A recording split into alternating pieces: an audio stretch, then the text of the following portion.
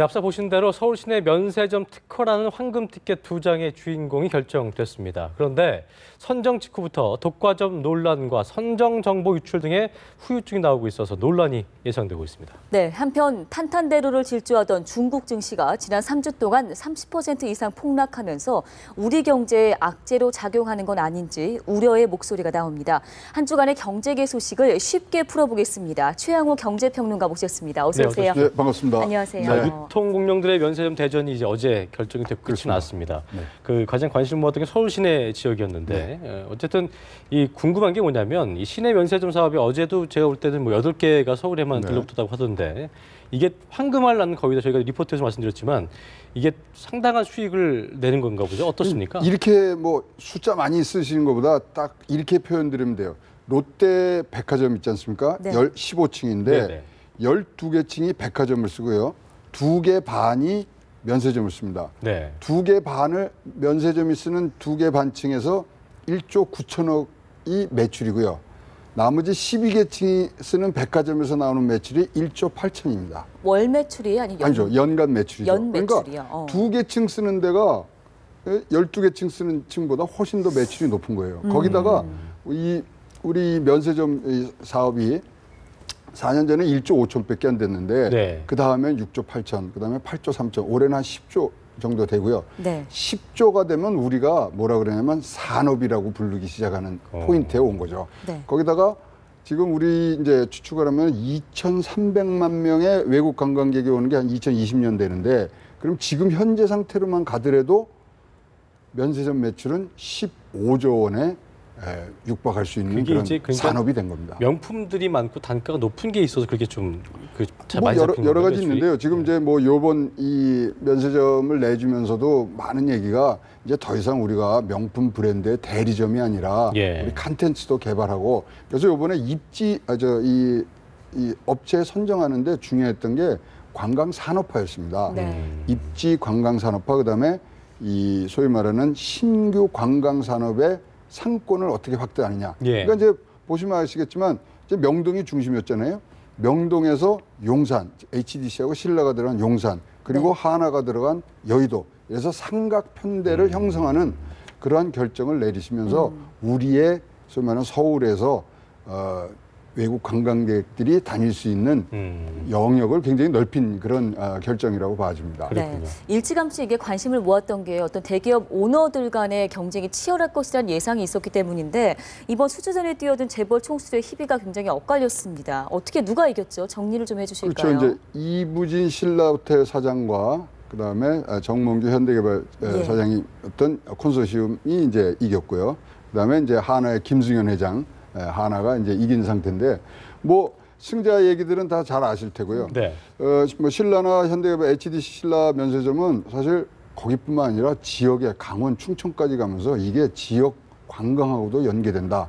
그리고 이런 대기업이 서울의 어떤 지역에 들어올 때는 인근 상인들이 되게 반대하는 예가 많았잖아요. 용산에 거기 공실도 많고 그러니까 오히려 환영하는 입장이죠. 그런 이례적인 사태가 있었고요. 이 하나에서는 뭐 이 하나 그 63 빌딩이 중국인들이 골드바라 그래갖고요. 그 골드바처럼 생겼잖아요. 네네.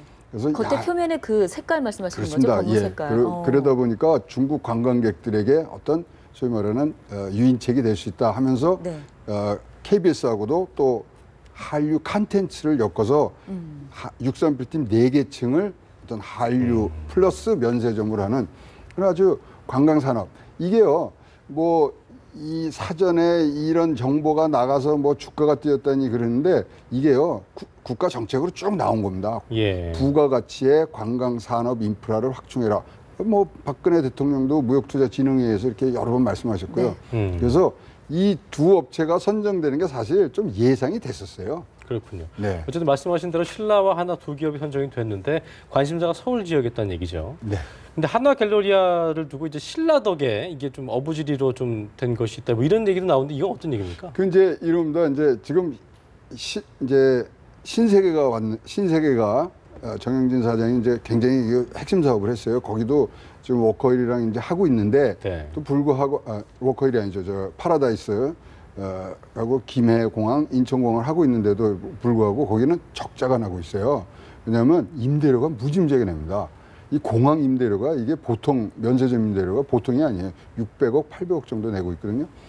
그러다 보니까 이번에 영업수익도 개선하고 해서 굉장히 심혈을 기울여서 자기네들이 유통산업의 어떤 마지막 퍼즐을 맞추려는데 실패했고요. 그다음에 뭐 이 소위 말하는 최태원 회장도 사실은 이 SK 네트워크가 이 선정 과정에서 선두권을 유지하다가 결국 마지막에 오너들이 막 나와서 했지 않습니까? 예. 거기에 좀 밀린 것 같아요. 그래서 이 옥중에서도 굉장히 고군분투하셨는데 안 됐거든요.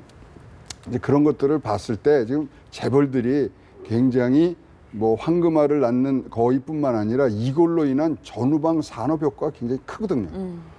관광산업, 그다음에 인프라 구축, 네. 지역 개발 이런 것들 때문에 핵심 사업을 했는데 오너들이 배짱 좋게 밀어붙인 데는 된 것 같습니다. 어제 관세청에서 오후 5시쯤 발표를 했거든요. 그런데 이제 발표 3시간 전이었던 오후 한 2시쯤에 주식시장 뭐 1시간, 마감 1시간 전에 한화 갤러리아가 발표되기 전임에도 불구하고 30% 상한가를 치면서 지금 장이 마감됐습니다. 네. 이렇다 보니까 아무래도 관세청에서는 역시 부인했지만 사전에 정보가 유출된 거 아니냐는 우려의 목소리가 있었거든요. 그런 의혹에 대해서는 어떻게 지금 얘기가 나오고 있어요? 근데 뭐 절대 사전 유출은 없은 것 같고요. 웬만한 여기에 관심 있는 사람들은 누가 될 줄 알겠다. 예 분석을 했어요. 왜냐하면 뭐 보면 알지만 신세계가 자기네들은 이제 갈라 그랬던 게 신세계 본점이란 말입니다. 거기는 롯데하고 상권이 겹치고 그다음에 신세계 같은 경우에는 거기가 이제 이 중국 관광객들이 버스 많이 타고 오는데 거기가 굉장히 교통이 복잡한 데 아닙니까? 네. 버스 50대가 상주할 수 있는 주차장이 없는데 그거에 대한 대응도 없었고 뭐 다른 데도 마찬가지입니다. 뭐 롯데하고 겹치거나 그런 것들을 해서 사실 증권사의 아날리스트들이 표까지 만들어서 이게 뭐 공식화되게 돌아다닌 점이 있었습니다. 거기다 관광산업 육성과 신규 상권 개발이라는 게 딱 먼저 화두로 나왔기 때문에 이거는 뭐 누출보다는 좀 눈치 있는 사람들이 먼저 움직인 거죠. 자, 이번이 1라운드라고 하고 이제 올 가을에는 이제 2라운드가 벌어진다. 이제 서울 시내, 부산에서 영업 중인 4곳의 그 특허 기간이 만료가 된다고 해요. 그래서 네. 올 9월부터 또 다른 전쟁이 시작된다는 얘기 나오고 있던데요. 이거 어떻게 봐야 될까요? 그렇습니다. 이제 4개가 더 나와야 되고요. 그거를 이제 11월, 12월에 2개, 1월에 1개 이건데 9월 25일 날 통합해서 이제 다시 내주기로 했고요. 네네. 여기는 기존 사업자들이 유리합니다. 요번 거는 15년 만에 나오는 신규점을 내준 거고요. 이 12월 달에 할 거 이제 마감되는 것들은 기존에 있는 것들을 연장해 주는 거거든요. 그래서 이거는 기존 사업자들이 좀 그러니까 다른 업체들이 들어올 수는 있지만, 그러니까 네. 같이 후보군 될 수는 있지만 기존에 하고 있던 업체들한테 절대적으로 유리하다 이 얘기신 거죠. 예. 거기다가 3차 대란까지 있습니다. 뭐 네. 3차 대란이 아니라 대전이 이제 내년 3월에 네. 신규 면세점 이 요건을 완화하는 정책을 발표하도록 지금 얘기가 나와 있거든요. 네. 그래서 이제 2차 대전, 3차 대전 이렇게 면세점은 갈 것 같습니다. 그렇군요. 일각에서 또 이제 우려의 목소리도 나옵니다. 면세점 특혜 이거 언제까지 재벌에게 몰아줄 것인가라는 얘기가 나오는데 자료를 보니까 지금 롯데 면세점은 47%고요. 신라 면세점은 삼성그룹 아니겠습니까? 네. 31%를 현재 장악하고 있는데 이렇다 보니까 면세점 호황 누린 혜택을 너무 소수 재벌에게 몰아준다는 얘기도 있더라고요. 이 소위 말하는 초기 자본이 굉장히 많이 들어가는 사업입니다. 그리고 네. 요번 애들을 보면은 옛날에 이제 10년씩 줬어요. 이 허가 기간을. 근데 2013년에 관세법을 바꾸면서 5년씩 했습니다. 그래서 네. 이걸 몰아준다기보다는 여기 들어올 수 있는 여력이 있는 데가 별로 없는 거예요. 그다음에 특히 이제 글로벌한 이런 브랜드를 하다 보니까 회사의 신용도도 많이 보고 그래서 자, 그러면은 그러한 능력을 가진 대기업에서 하는데 요번에 심사하는 데에서 굉장히 높게 점수를 준 부분들이 어떻게 사회에 환원할 것인가를 점수와 계량화해서 많이 했거든요. 그리고 자기네들이 공약으로 그걸 꼭 넣었어야 되고 그런 부분들이 연계가 되면서 네. 자 기본 자본이 많이 들어간 건 많이 들어간 거지만 또 사회 환원하고 또 그러한 이 재벌 회사에서 자기네 연계 사업들을 잘 연관을 시켜서 전후방 사업을 벌려나가는 그러한 좋은 계기가 됐으면 좋겠습니다. 그 이웃 나라를 보면은 일본 같은 경우에는 미니 면세점이라고 해서 지역 상권을 좀 살릴 만한 그런 것들이 굉장히 많다고 하던데요. 그렇죠. 그래서 그것 때문에 여행객들을 유인하기도 하고 한다는데 우리는 이런 것들이 좀 어렵습니까? 그 일본에 보면은 지금 6,600개 그런 게 있는데 한 10년 내에 2만 개로 늘릴 계획이 있고요. 오비다의 도쿄의 인공섬을 지금 짓고 있는데 거기에 세계 최대의 뭐 면세점을 넣는다 그러고요. 그다음에 이제 중국도 하이난성에 지금 세계 최대의 면세점이 갔는데 자. 예. 면세점이라는 것은 정부가 세금을 포기하면서 해외 관광객을 유치하기 위한 수단입니다. 그렇기 때문에 국가가 관리를 해야 되고요. 시장의 수요와 공급에 맞춰서 물론 그러면 순기능도 있겠지만 그것보다는 관리를 하면서 이것이 나가줘야지 되죠. 뭐 이거를 우후죽순적으로 나눴을 때는 굉장히 왜냐하면 내국인 역차별이거든요. 이거는. 그렇군요. 네. 자, 화제를 좀 바꿔보겠습니다. 중국 증시 얘기를 좀 해볼 텐데요. 그제와 어제는 좀 이틀 동안 급반등하긴 했습니다만 아직까지는 뭐 이걸 안정세를 얘기하기는 이르다 이런 평가가 나오고 있는데 이틀간의 어떤 급등세 어떻게 좀 해석해야 될까요? 지금 뭐 3,877을 찍어서 이제 들어왔는데 자 이제 두 가지 관점입니다. 올 것이 왔느냐, 일시적인 조정이냐. 왜냐하면 작년 7월부터 해서 지금 150% 이상이 지금 올랐는데 거품이냐. 아니면 다시 여기에는 2007년도에 6천을 찍은 그런 기대감이 있거든요. 예. 그러다 보니까 이것이 뭐 또 정부가 이번에 굉장히 소위 말하는 폭거를 하듯이 시장에 개입을 해서 과연 이것이 일시적인 거냐 아니면 올 것이 왔느냐 여기에 대한 지금 의문들을 많이 갖고 있습니다. 지금 표현을 이게 올 것이 왔냐 아니면 일시적인 거냐는 표현을 해주셨는데 그게 궁금합니다. 이게 왜 이런 현상이 일어나는지가 궁금한데 코스피로 치면은 지금 하루에 이게 200포인트 왔다 갔다 하는 걸로 지금 어떻게 환산이 돼서 지금 추정치가 나왔더라고요. 네. 왜 이런 지금 현상이 나타나는 건가요? 자, 이게 이제 사실 중국 증시를 우리가 이 선진국의 증시의 어떤 기준에 맞춰서 하면 안 됩니다. 여기가 역사가 짧기 때문에 그런 어떤 외국에서 어떤 무슨 기법을 갖고 이걸 하면 안 되고요.